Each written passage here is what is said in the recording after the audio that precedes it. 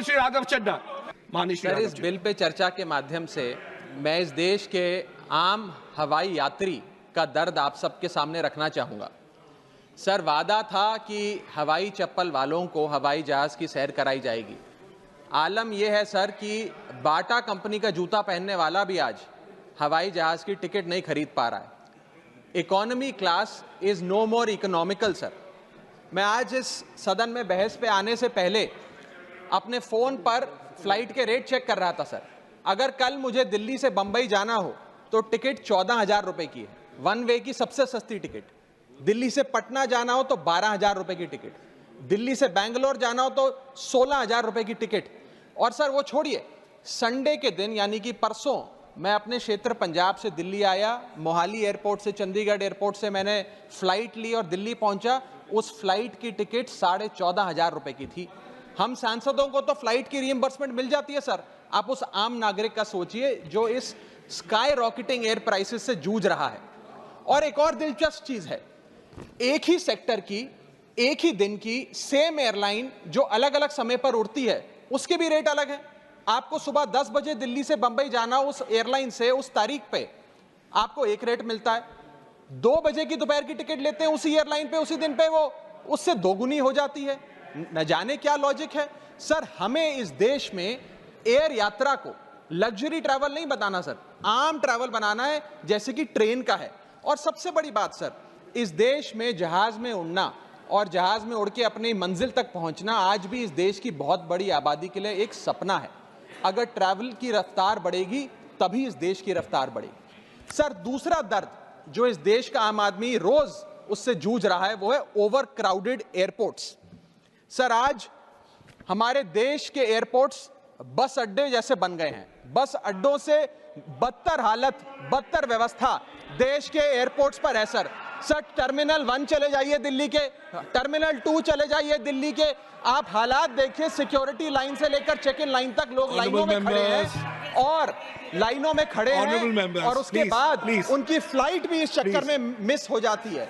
एक मुसाफिर सही समय पर फ्लाइट नहीं पकड़ पा रहा क्योंकि वो बेचारा चेक इन और सिक्योरिटी लाइन में ही फंसा रहता है। इतने ओवर क्राउडेड एयरपोर्ट्स आज हमारे देश के बन चुके हैं। सर, आज यात्री का तीसरा दर Honorable members, please let the honorable members speak. Please. Sir, बोलने दीजिए। No, honorable members, please. Honorable members.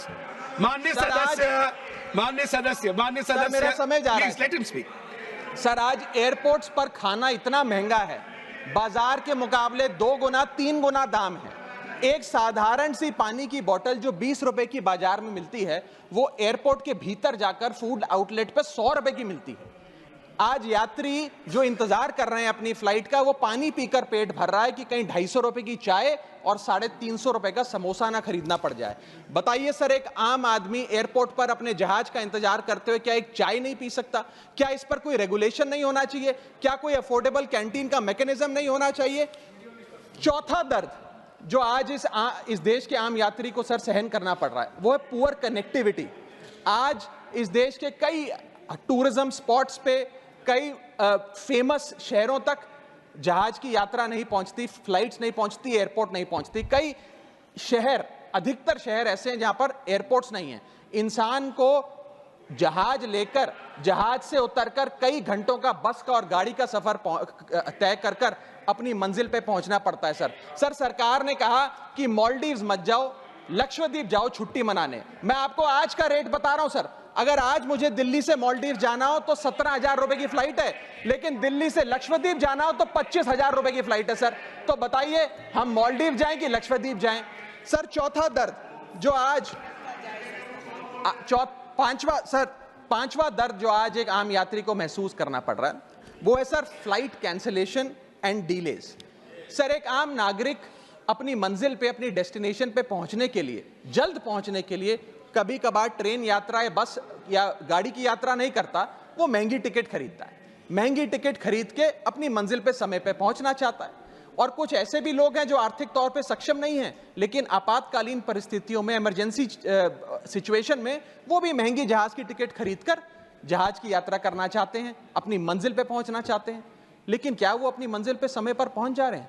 निर्धारित समय से 3 से 4 घंटे लेट आज जहाज चलते हैं और खास तौर पे छोटे शहरों के जो एयरपोर्ट्स हैं वहां पर तो मैक्सिमम डिलेज देखे गए हैं सर 1 केजी अगर एक्सेस बैगेज हो जाए तो फ्लाइट आपसे हजारों रुपए का किराया वसूलती है, लेकिन कई घंटों के डिले के लिए क्या फ्लाइट हमें कॉम्पनसेट करती है? मैं आज माननीय मंत्री जी को कहना चाहूंगा कि कुछ ऐसा मैकेनिज्म बनाए कि हर घंटे के फ्लाइट के डिले के लिए एयरलाइन आम यात्री को कॉम्पनसेट करे, उसकी जेब में पैसा डाले।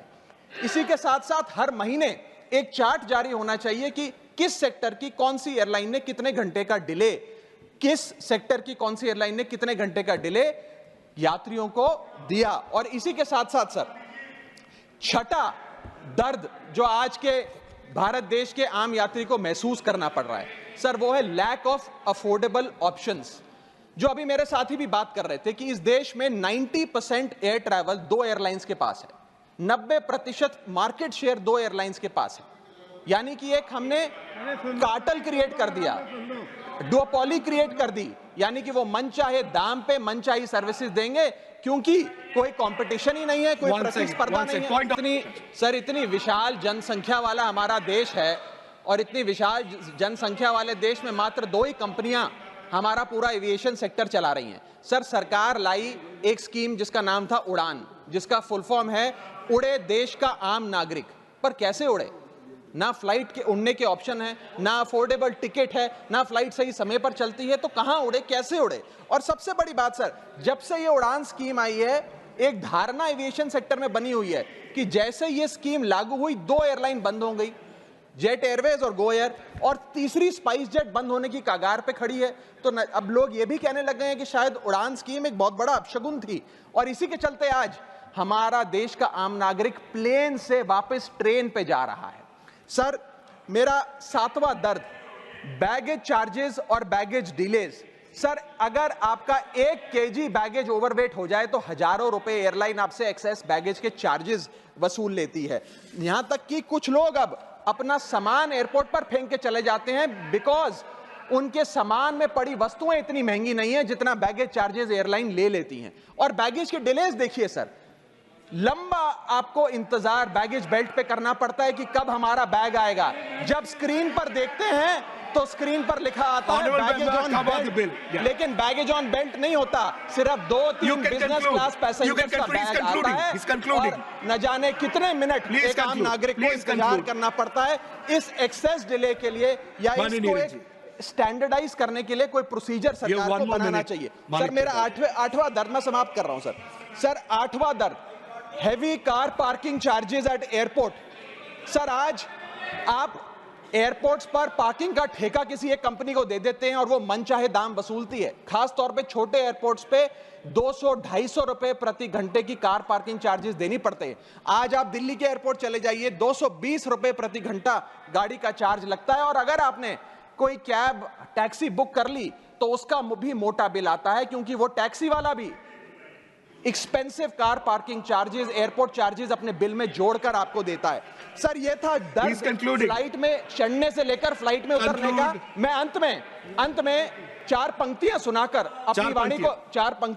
अपनी वाणी को विराम दूंगा और आज इस देश के आम नागरिक, आम यात्री का दर्द इन पंक्तियों में आप तक पहुंचाने की कोशिश करूंगा। कहीं है लंबी लाइनें, कहीं चेक इन से पहले काउंटर बंद, कहीं स्लो चल रहा है सर्वर, कहीं इंटरनेट है मंद। महंगी टिकट के बाद भी यात्रा की कोई गारंटी नहीं, आपका सामान चाहे टूटे चाहे फूटे कोई वारंटी नहीं। जो हाल है बस अड्डों का वही तस्वीर आती है एयरपोर्ट से। चाय हो या समोसा नहीं मिल रहा 500 रुपए के नोट से। रोज फ्लाइटें रद्द हो रही हैं धमकी बम विस्फोट से। आखिरी में सर, कब तक आम आदमी मरता रहेगा एयरपोर्ट की छत गिरने की चोट से? जनता की मुश्किलें तो पल भर में मिट जाएं अगर सरकार को फुर्सत मिल जाए चुनाव या वोट से। Thank you.